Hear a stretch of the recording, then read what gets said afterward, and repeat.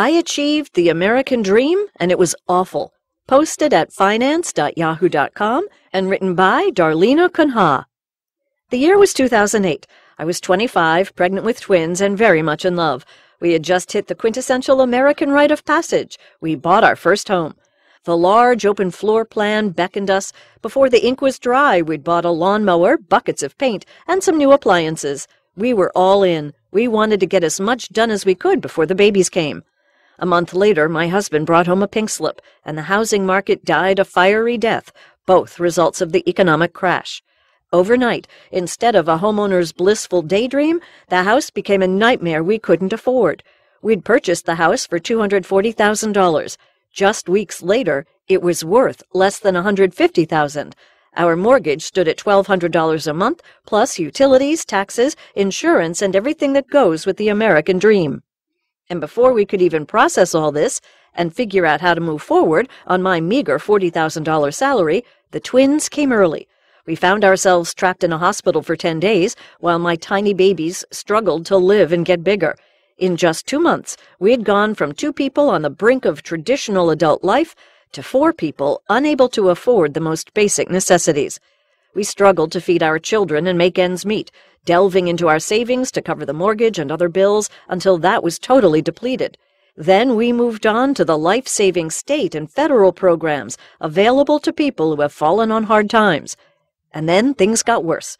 Our beautiful, new-to-us home in Connecticut, built in 1987, needed more than updated cabinets. We found out the hard way. One freezing day in late October, when my babies were just 2 months old, our furnace broke. No warning, it just stopped.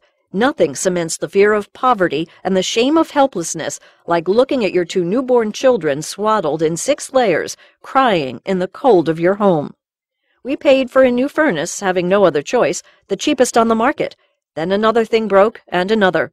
We patched and fretted and waited, filling out our sentence in that now dreary and dismal house until my husband found work again, a full 2 years later.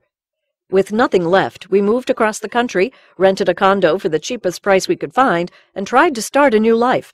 The house remained. We tried to rent it, but being so far away made closing a deal difficult. When we finally found tenants, it wasn't enough to cover our costs. We still had to pay $300 a month on the mortgage for at least a year after moving out. Then the tenants left, and we were back at square one. We tried to sell it, but no luck. The economy hadn't improved enough to get even half of what we paid for it. By the grace of the universe, we managed to get the bank to give us a deed in lieu of foreclosure, and we simply walked away. All that time, sweat and money wasted, and we got off lucky. Because of the emergency programs in place at the time, our credit was ruined only for a few years, and we never had to declare bankruptcy. And I felt free. We could finally start to live a new dream, one not cemented to a wooden box on a patchy lawn with unforgiving and grueling maintenance issues.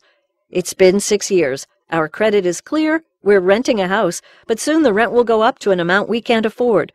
My husband suggested we buy another house so as not to throw our money away. But I'm still suffering from the trauma and extreme stress of it all. I'm still suffering from that old American dream.